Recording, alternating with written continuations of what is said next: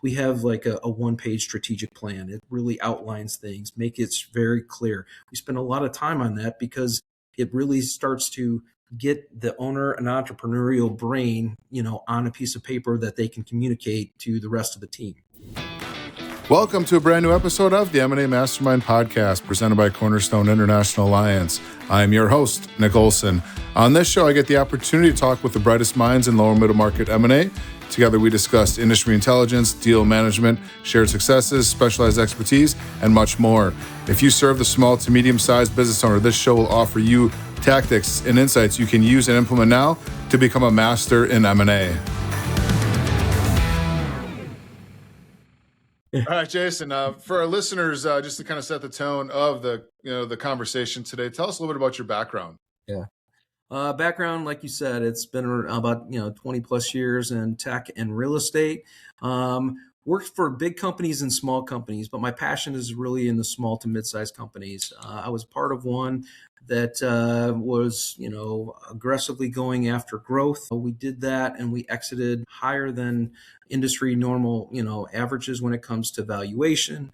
And the process that we went through utilized a lot of the four disciplines of scaling up, which I know we're going to get into today. Also went to another organization that did the same process, but we did a little bit more turnaround. We kind of changed the strategy. Again, we'll talk about that as part of our methodology and really positioned a different type of company that when I came on board and when we exited, what that looked like. And again, sold for a higher than normal valuation. Stuck around with some strategic buyers for a little bit and went through an IPO and then also a spinoff. So kind of seeing a lot of different aspects from mostly the seller side. And then obviously on from a buyer standpoint, we've gone through targeting organizations to increase the value and really provide some additional capability within our product as we were growing. Super excited. I think can't wait to talk more about my background and my process or my process, but the scaling up process that we went through in my experience. Well, yeah. Tell us about scaling up. What is scaling up and what is that core problem that you guys help solve for small to medium-sized business owners? Yeah, so scaling up methodology was founded by Vern Harnish over 30 years ago. And really it was, what are those four disciplines that every small to mid-sized large organization needs to really scale? And not just to scale, but to connect that business of where they're at and really extend beyond that.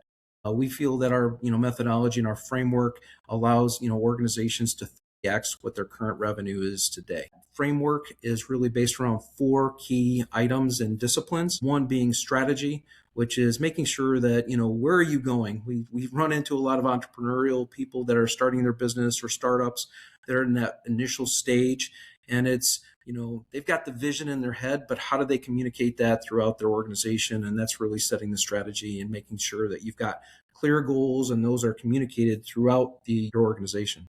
The next component is really people, is really making sure that, you've got the right people doing the right things and they're focused on the goals of the business. And again, finding the right individual with the right skill set that can deliver consistently on an ongoing basis is a big problem that we see facing all kinds of different size organizations.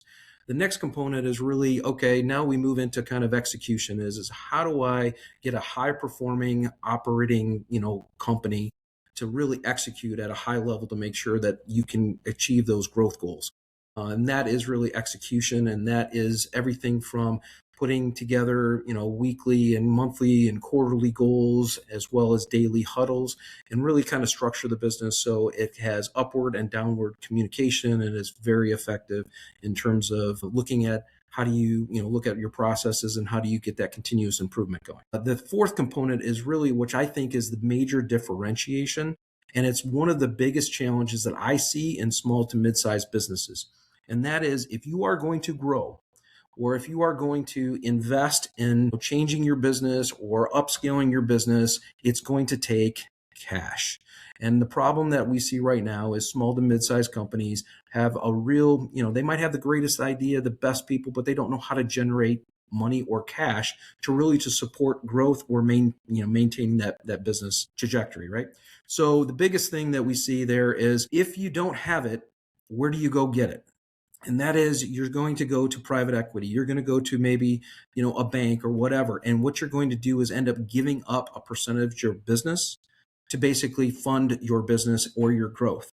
And at that point down the road, that's where we see that maybe businesses don't get the value, or the owner thinks that they're going to have this great windfall and retire it successfully, but then they find out that they've given away half the business, and they can't reach their personal goals, and now we've got a problem, right? So if you look at those four disciplines, those are really the core principles of scaling up. And our coaching organization, which you mentioned is about just under 300 people worldwide, supporting a lot of the small to mid-sized businesses, and we engage in those companies to really put and utilize some of the tools within our toolbox to make sure that they have what they need to grow and continue to increase the valuation of their business. So your coaches, what is the DNA of a successful scaling up coach? Because like we were talking offline too, that scaling up coaches, our audience M&A advisors, we're all working with the same towards helping the same client. So, what does that DNA look like for a quality scaling up coach? Yeah, I will say to me, our coaches are really, if you look at the ideal coach for us, it's somebody with a lot of business experience. They've been a former CEO. They've been on the management team. They've gone through an exit. They've gone through, some kind of transaction. It's really somebody that can really, lean in on and specialize in, we say all four disciplines, but there's always a passion behind one of the four disciplines with our coaches. Some people say, hey, I'm a chief, HR officer. I really lean in on the people side. I get that. I really want to make sure that, I think everything they look at through the lens, it's a people issue, right? At the same time, financial people tend to look at cash and they say, hey, I feel comfortable with cash. But when you become a certified coach for us, we teach all four disciplines. It's kind of that's base level knowledge that all of our coaches have. Is we teach them tools in all four. It's just when they go into their different industries or different geographic areas, there might be one thing that jumps out more than the other. And we really want our coaches to lean in on those areas. Some of the international coaches, they might say, hey, it's more of an execution problem. We've got some people that are in the services industry that might think it's more of a people issue. But really, all of our, all of our coaches are really focused on those four key disciplines. It's just how they apply it to those businesses that they serve is really up to them. You mentioned that most of your coaches are former business owners, probably have gone through an exit. Why do you think that is so important to be a successful coach? It's business is not, open a textbook and go to page 1, page 2. And it's not if everything was the same, then, everybody would be super successful in business, right?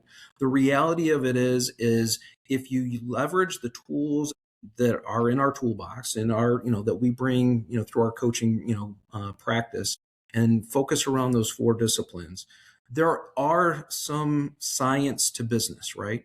But it's the art that our coaches bring with that business experience and that acumen that they can draw on, and that community of coaches and those community of those, potentially 7,000 other, small businesses that have gone through.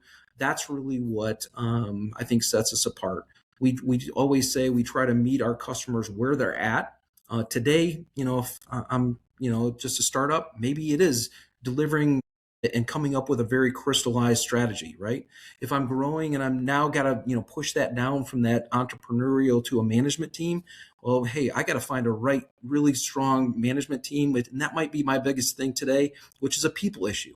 Maybe I'm past that, and now I've got to get into how do I really start to operationalize and build that efficiency and those systems and those processes. And maybe that's an execution problem.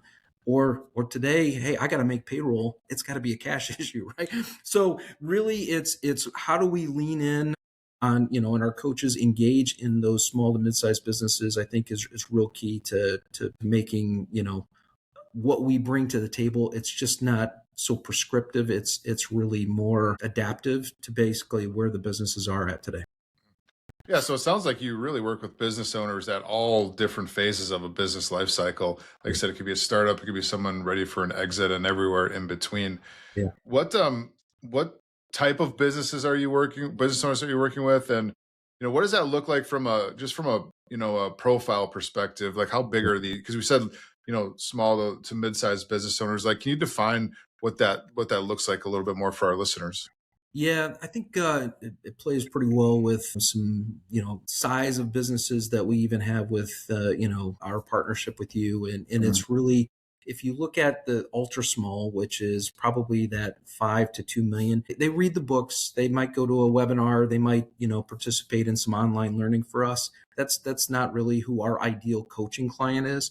Once you get to that, and I always use revenue, and it's probably not the best indicator because there are some people that have small companies, but a large capital expense and vice versa. But typically that 5 million to 500 million that's the bell curve for us. That's our sweet spot. And it really is about how where again, those are the typical businesses that say, hey, I'm outgrowing my knowledge source and I've got to bring on an outside or a third party, or I need tools, I need things to help grow my business. And in many cases, what is missed on a lot of that stuff is that's how we get engaged.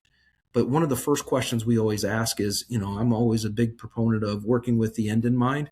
And is like, where are you really wanting to go? What are your personal goals? What are your corporate goals?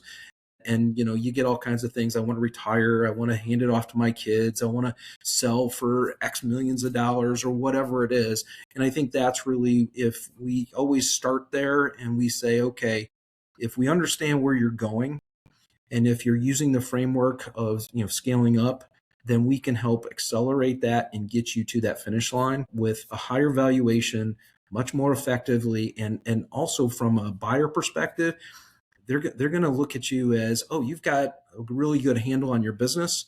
You've got all the boxes checked, and that's where you get a premium value versus just saying, hey, look at our revenue and it's going really good, but that there's a bunch of spinning plates or band-aids on the back end. They're going to find that out in due diligence. And I think that's where we see a lot of these businesses maybe not get what they want, or they might get an initial offer that's high, but then as through due diligence, they really beat them up. And really what we're here to do is to support that box. All those boxes are checked, and that seller has a harder time to negotiate and also to drive up the valuation because you've got all the check boxes earmarked. When talking to your coaches and maybe just in general, what are you guys seeing?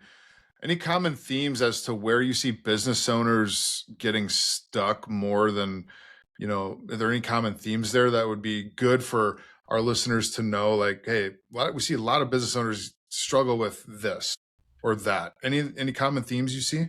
Again, I go back to the four disciplines. They're always stuck on one of those four things. Yeah. 98% of the time, it's Mm. I just I'm starting up, and it all depends on the maturity of that and where they're at. And usually, there's different revenue ceilings that they hit. Again, they have an incredible entrepreneurial guy, but he's used to doing everything himself. Now, how do I start building that team, right? Yeah. Or a team that might have team dynamic issues going on, and you've got 80% of the right team, and then all of a sudden now you've got some there's some just tension or political or even maybe a skill set issue that's holding them back.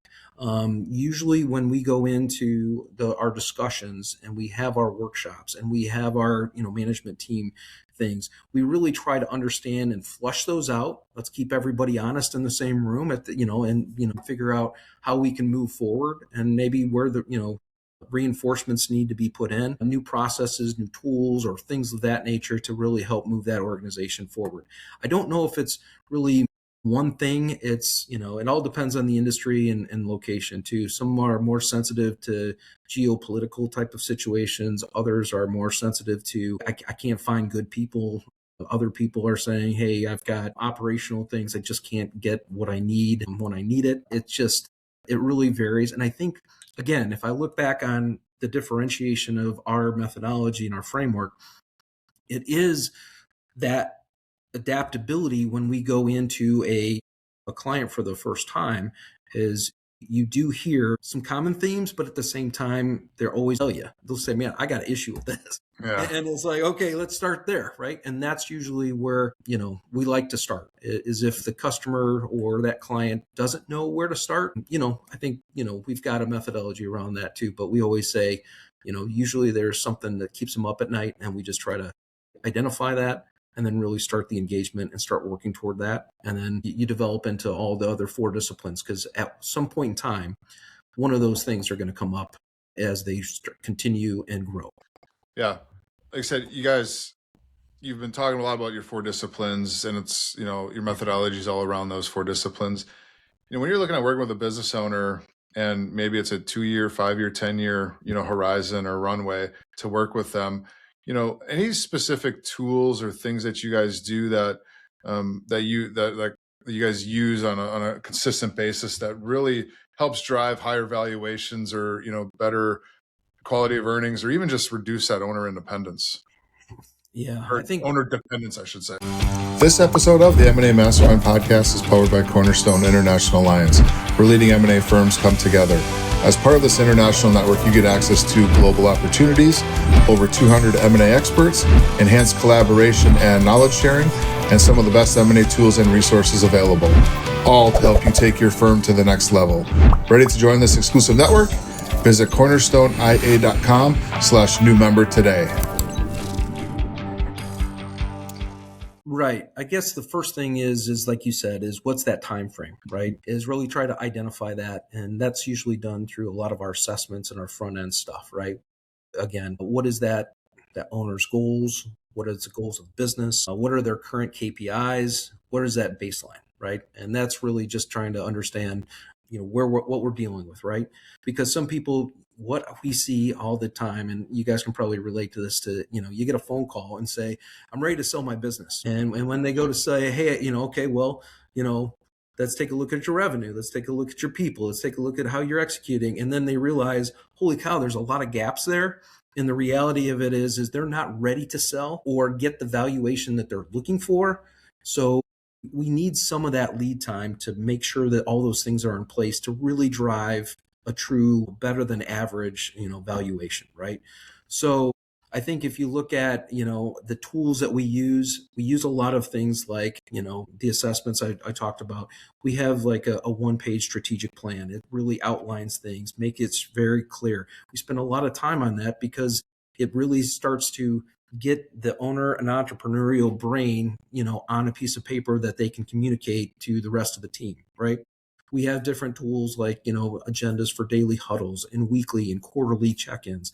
We have standard API or KPIs for, different types of businesses that, that might be focused on, is it utilization first, or is it days outstanding, or, what are those things that are going to be really critical to drive cash, execution, better people, or the strategy component. So I just can't emphasize enough. And like I said, for the people that have gone through or trying to prepare for some kind of life-changing transaction or exit, or, whatever that future, finish line looks like, is you don't prepare on the day that, you start the race. You got to prepare to run the race.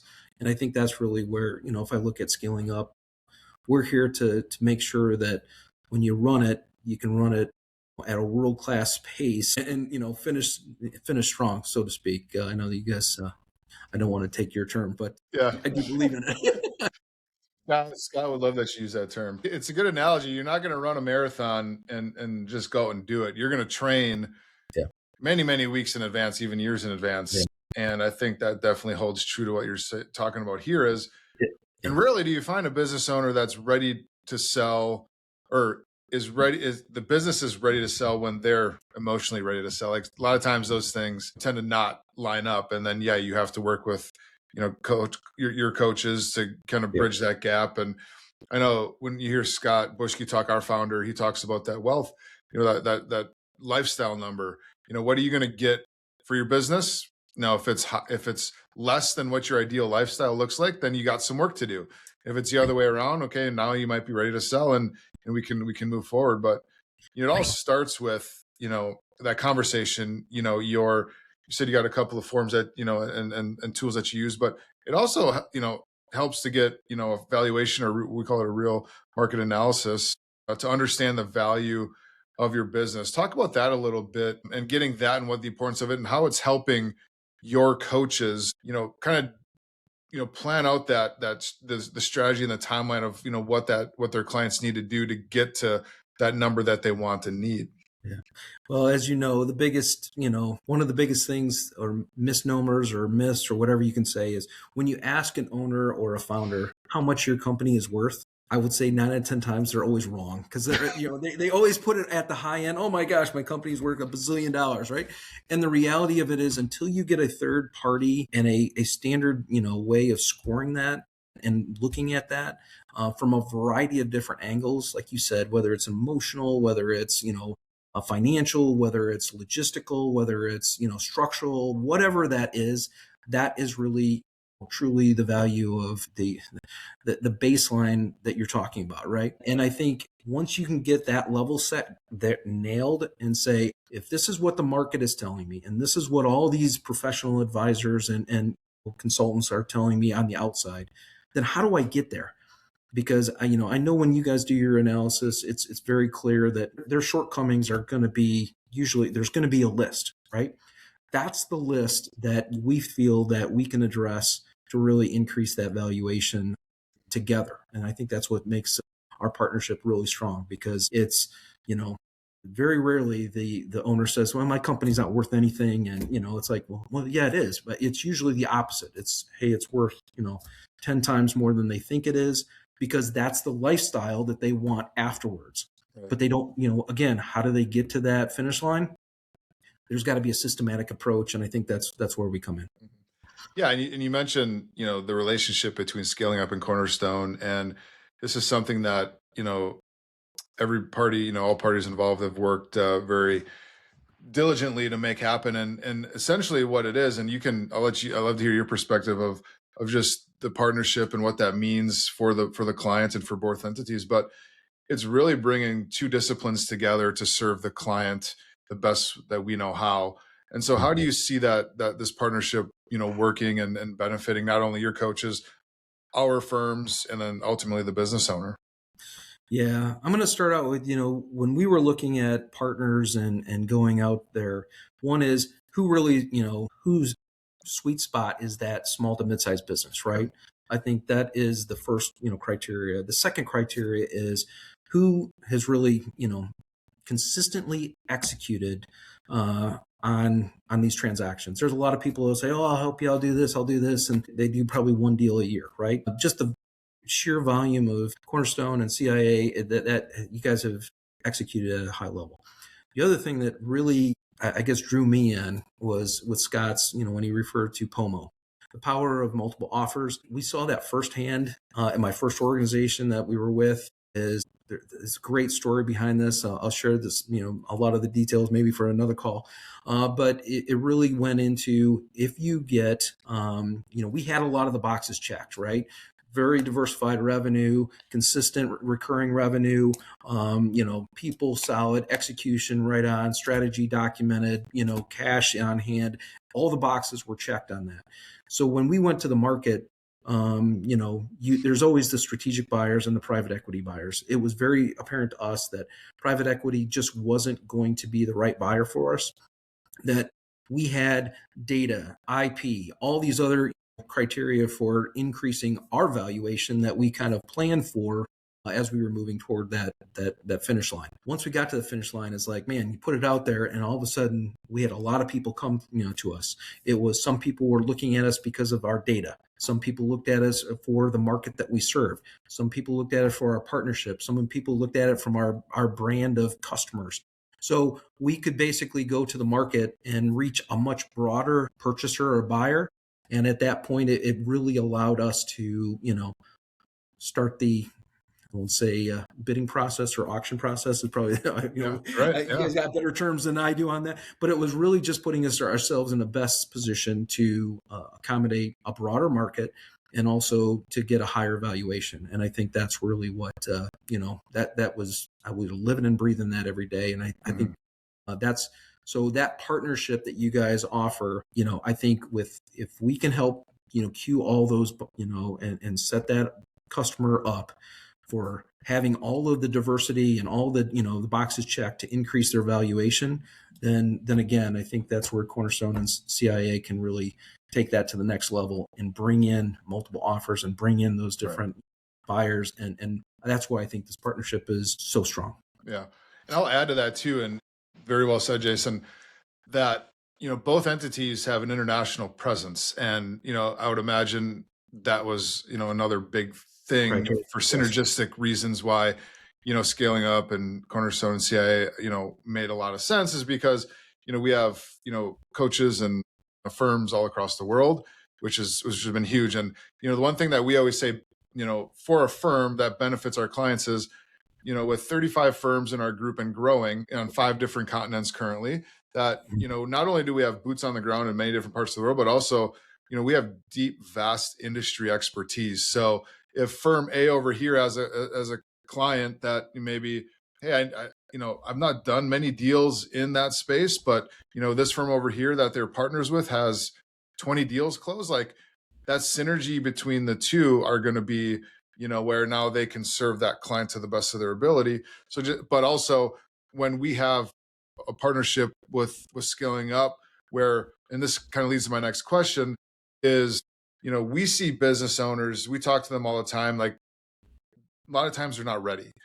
And so having a partnership with you guys where we can send them over to you to get them to that number that they need to get to before they're ready to sell.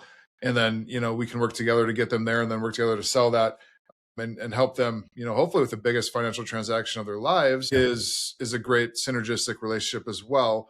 So my question to you, Jason, the long-winded way of saying, what should our firms know? What should M&A advisors look for and know? Maybe some signs or some things that, would be a good referral back to, to over to you and your coaches to get them ready.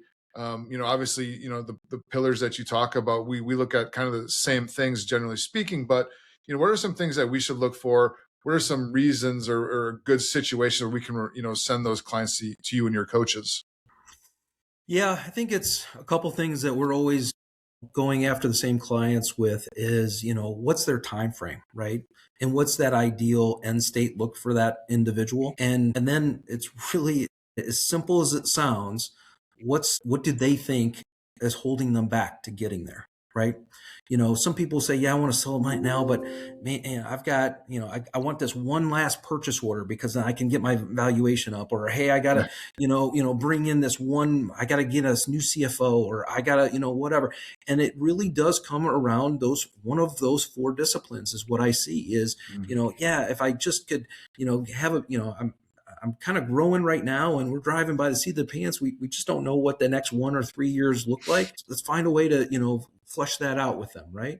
Or, like I said, it's, hey, we need to hire that CFO or add to our management team so we can be more attractive and more of a professional looking organization. Okay, great. Around people or execution and then the cash percent, how, where are you making those investments? How are you, are you living from, payroll to payroll? Are you, setting aside, making those right investments to increase valuation, right?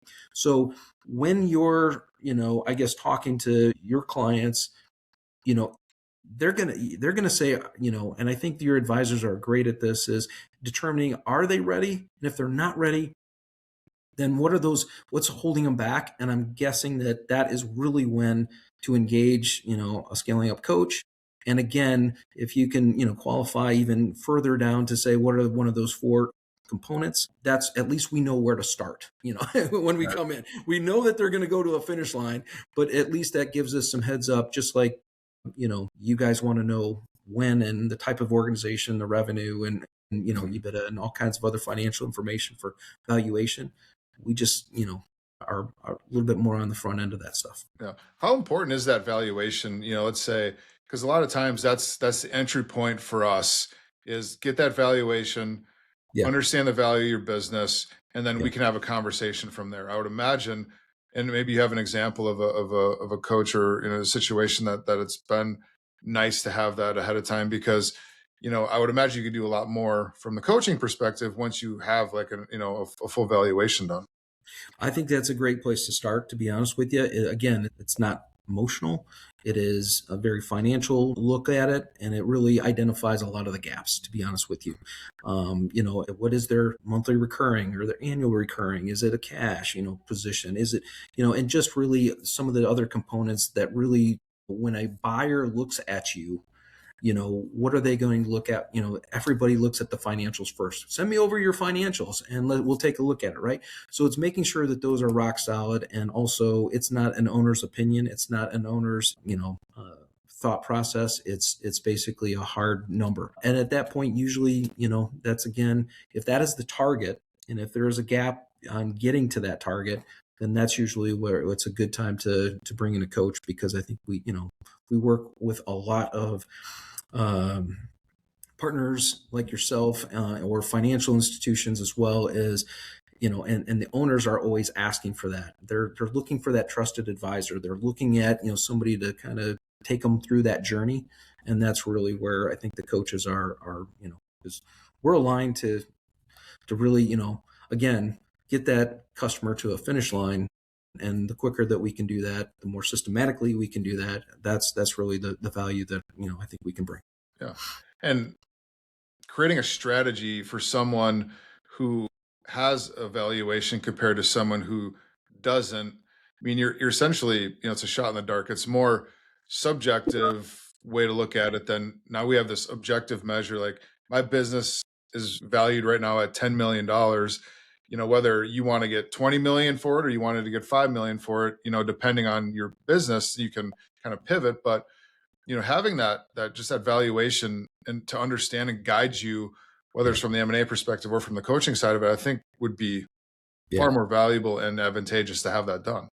Well, I'll even look at it from our perspective, right? When we get in front of, an organization and you hear a number from an owner and you look at their businesses and it's not ready to sell, the first thing that I would like to say is, hey, listen, don't believe me, the coach. Don't believe, let's go and get a third party valuation and let them go, let's figure out what that baseline looks at, because everybody might, look at the business differently too. Some people might be revenue generated, some might be profit generated. So if you're going to get the multiple offers, the POMO, then really you've got to be able to, take a look at, and truly do a third party valuation. That it's just, I think it's a great starting point, because again, like you said, it takes out the subjectivity, the emotional aspect of it, and it's really, and if you've, with your track record, and that's the other thing with the partnership that we lean in on, is again the coverage, the global nature, and just the amount of transactions, the experience that you guys have is unmatched as far as dealing with these types of organizations. And I think it's a perfect place to start, both of us start. Yeah.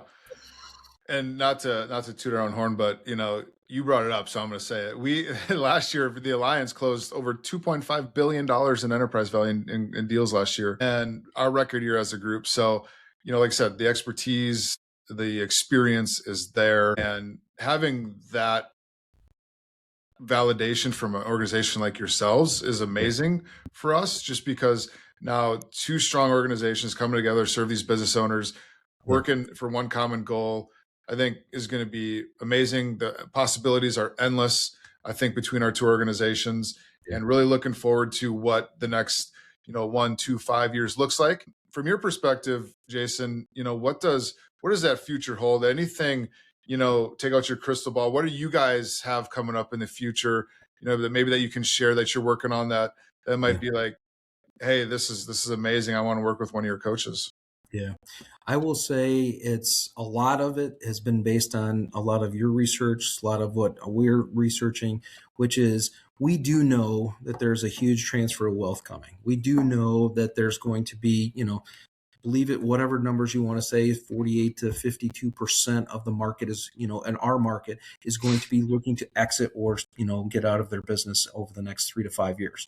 So if that is kind of a macro trend, then from our perspective is how do we lean on that? How do we help that? How do we get those companies that are working with us, making sure that they get the highest value and be in a position to be to stand out more than all those other companies that might not have a very good structure or strategy. So you can continue to do it your way and maybe get a number that is okay, or you can really, lean in on, I think this partnership and what we bring to get you really, that not only goal, but achieve even higher than what you expect. And I think that's really what gets me excited. I've seen it when all the stars are aligned and the business is running. It's really hard during due diligence for people to poke holes in you. And it really shows that, like I said, you've got an operating model and a strategy and the right people and really not only just go to the market and get what you're looking for, but to prove to the market that you've done a great job as an owner, entrepreneurial and founder. So that's I think what our coaches really get excited for. That's the validation, is seeing that them cross the finish line and achieve those goals.